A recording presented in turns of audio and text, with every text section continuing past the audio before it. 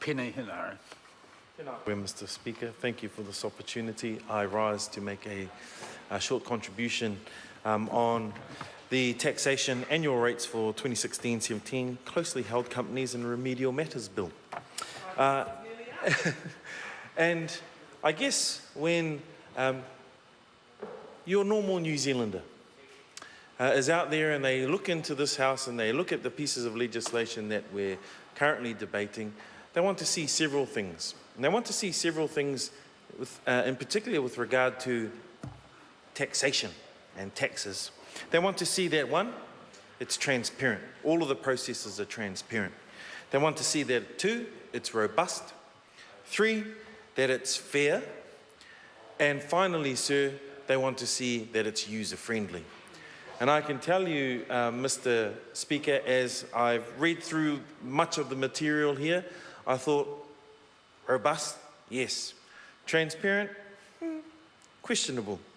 Fair, I think it's pretty fairly well weighted in favour of the businesses and in favour of the taxpayer. Is it user-friendly? That's a big question that I'll leave on the floor this evening, Mr. Speaker.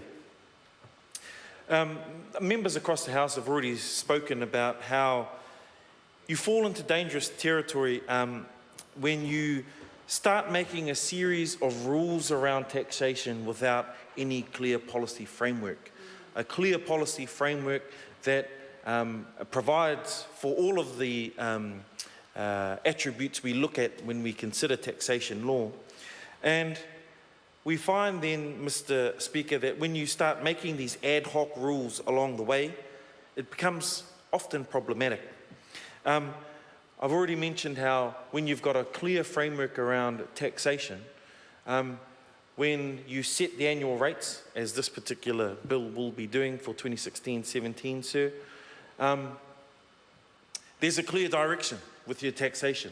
There's a clear policy direction that allows for the public out there to have a look at this particular bill and say, okay, if we're going to pay these taxes which are set by this particular bill, we expect these types of things to come from it. We expect infrastructure spend. We expect spend on the essential services to our communities. And Mr. Speaker, I get back to my point about how if you are making ad hoc changes to taxation law, you fall into a trap of that lack of policy framework and that lack of policy direction. Mr. Speaker, this particular bill in setting the annual rate 2016-2017 is supported on this side of the House to make sure that it does get to select committee. There are far smarter people out there who are able to provide fantastic advice that I'm sure the select committee will look forward to hearing. We support it at this particular point in time.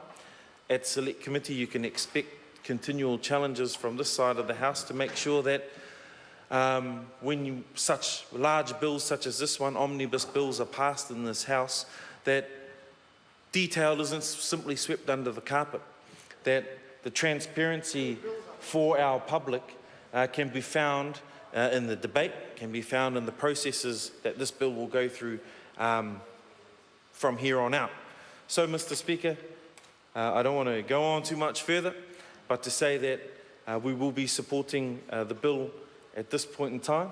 We send it off to the Select Committee, and we look forward to hearing from the submitters, the experts, IRD, those business owners, tax specialists, and accountants from across the country who have who will have their opportunity to have their say on this particular bill moving forward, sir. And on the side of the House, we'll be supporting it. Thank you.